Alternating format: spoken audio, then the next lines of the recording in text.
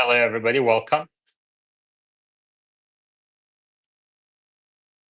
Tesla stock is down 1%. Nvidia is up 0.4%. S&P 500 is flat. Dow Jones is up. Nasdaq is down slightly. Russell up 0.5%. Google pulled back about 5% on news on comments from Tesla. Wow, Google is actually down 7.5% now. That's pretty amazing. Let's look at the headlines. We're going to look at the headlines, do a little bit of a Fed, maybe some Tesla news, and then we're going to call it a day. All eyes on Powell as Fed grapples with Trump tariff dilemma. US China trade talks promise break in hostilities, not a deal. Disney stock soars after profit beat as streaming parks shine. Americans feel okay about housing market, but not worried about selling. Bitcoin rises as US China talks spark bullish bets. Disney to expand to the Middle East. Ford hikes prices on some models, citing Trump tariffs. And let's dig into that because that actually comes contrary to what the Ford CEO said just a couple days ago. He talked about they're not going to hike prices until June, and it's May 7, and now we're seeing hikes. So that's really interesting.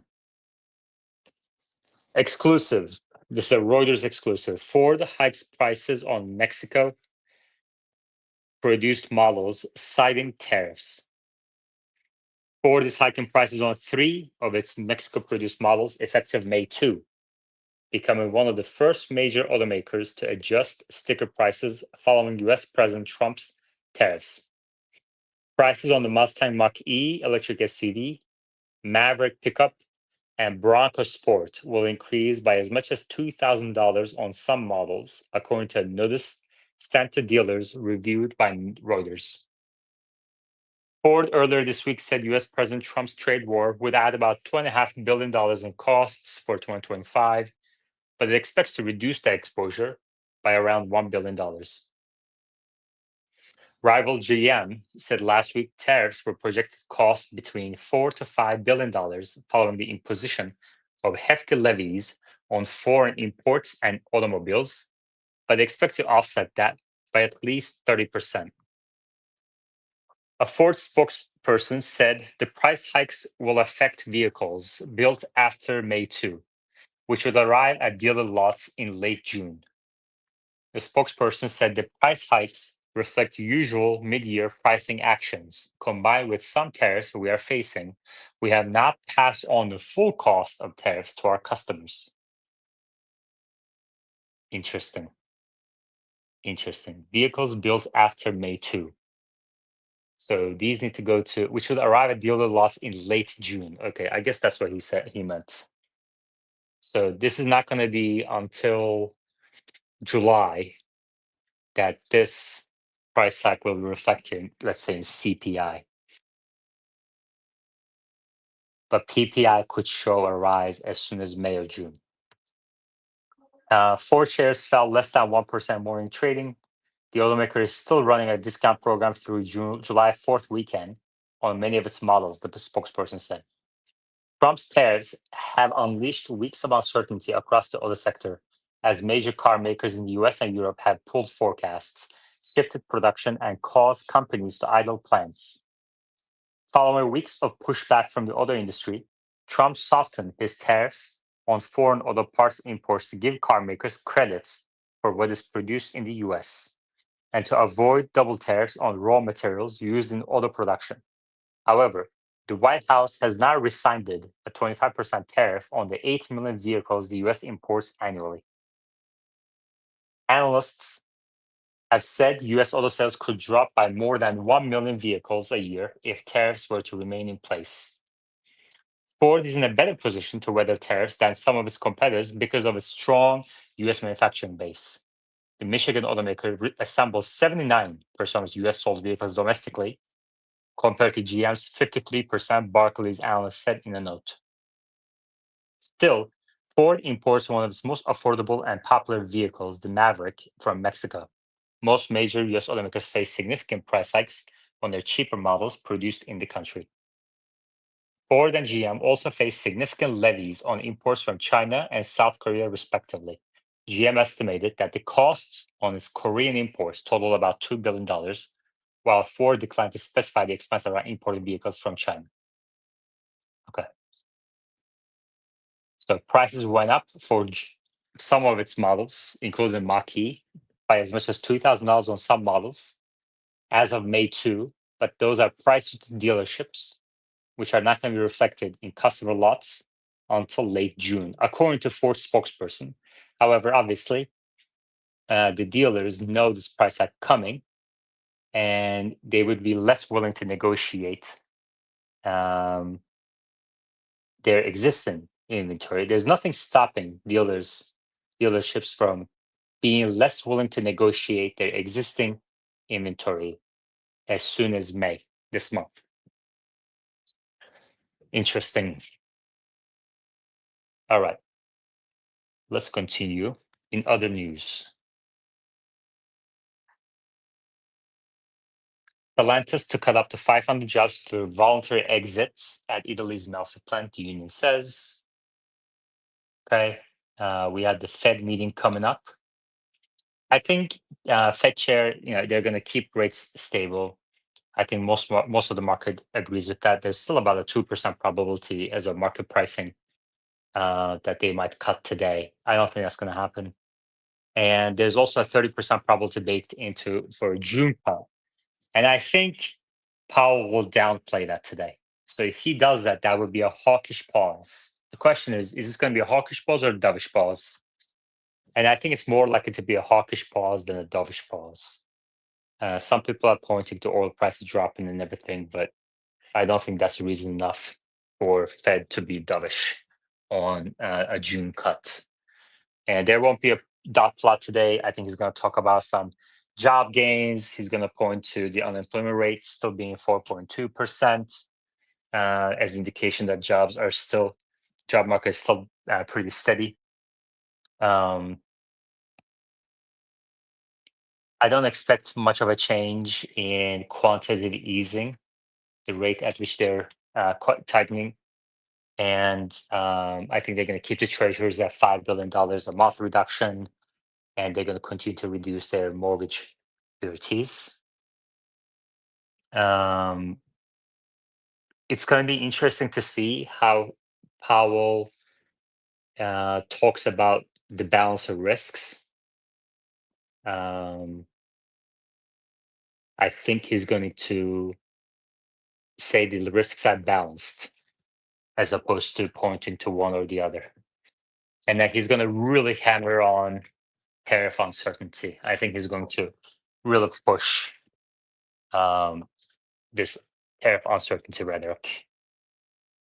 So let's write those predictions down real quick. Powell says tariff uncertainty signal higher for longer, I think. And then he will also say balanced risks on two sides. And then he's going to emphasize that their role is to make sure inflation expectations don't get unanchored. All right. I'm not expecting much of a. I think the long-term rates could move higher a little bit after today's meeting. Right now, we have 4.29, 10-year Treasury yield 4.78, 30-year Treasury yield, and we'll see how that evolves. Oil prices are down 1% to $58 per barrel. Wall Street mix. I had a Fed decision. Alphabet loses drag on NASDAQ. Let's read this article. U.S. indices were mixed on Wednesday ahead of the Fed interest rate decision, while a steep decline in shares of Google parent Alphabet weighed on the NASDAQ. The focus is on the Fed, which is widely expected to hold interest rates steady when it announces the policy decision later in the day. Traders are now roughly pricing a rate cut by July, according to data compiled by LSEG. Commentary from policymakers will be scrutinized for clues on how they plan to approach monetary policy easing this year. At the moment, US labor market is still strong and healthy. The Fed really has a lot of reasons to indicate that they're not likely to cut rates in the near term. According to Nicholas Brooks, head of economic and investment research, ICG. See, I don't think the employment market is as healthy as people think. But you know, I think that's where the mistake is going to be. But I guess we'll see. We'll see. Um, a report said iPhone maker Apple was exploring the option of adding AI search options to its web browser, citing an executive. Apple shares were trading at nearly 2-week lows. On the flip side, 10% jump in Disney stock after the streaming firm's quarterly results topped street expectations, boosted the Dow. The three main indices were higher in early morning trading, a day after Washington announced that the representatives of the two countries would meet over the weekend in Switzerland for icebreaker trade discussions following weeks of tit-for-tat tariffs. Trump administration has said potential deals with major trading partners are underway. See, I don't think we can take that seriously because I think Besson yesterday in a committee hearing said something like there's no discussions going on between China and US after not denying what Trump had said, which was there are discussions ongoing, and China said there aren't discussions ongoing. And turns out China was telling the truth, and Trump was lying to the reporters, and Besant backed him up until he was at the hearing, committee hearing.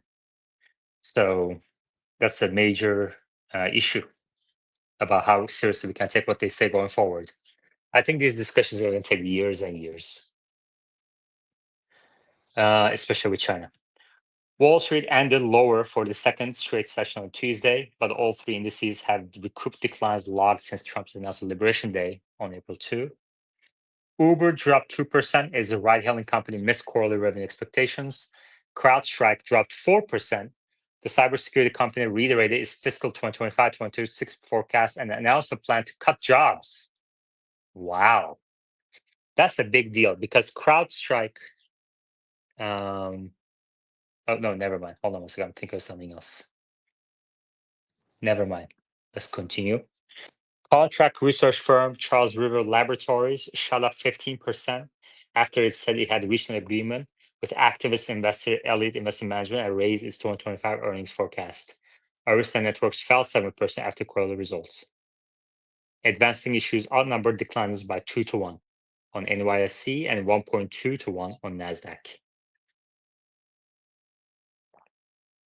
Okay, that's that. Tesla released long range real wheel drive at a pretty affordable price, $4,000 discount to the all wheel drive, which wasn't getting much traction.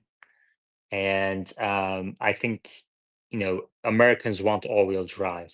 So even though there's a $4,000 reduction in price, I don't think this is going to drive sales trends. But it will pressure used Model Y price. I think a little bit lower. So it's going to be interesting how the trends shape up, but I just don't see Tesla delivering more than 1.6 million vehicles this year and further reduction next year.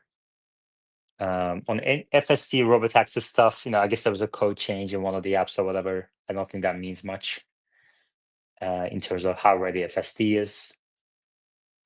Um, let me see if there's any other news that we have to go through.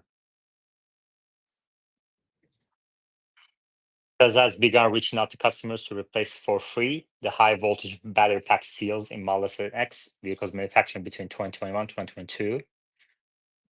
Okay. Uh,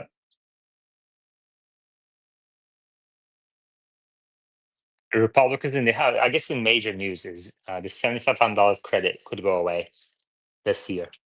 I think there's a better chance that we kill it than save it, says Speaker, House Republican Speaker Mike Johnson.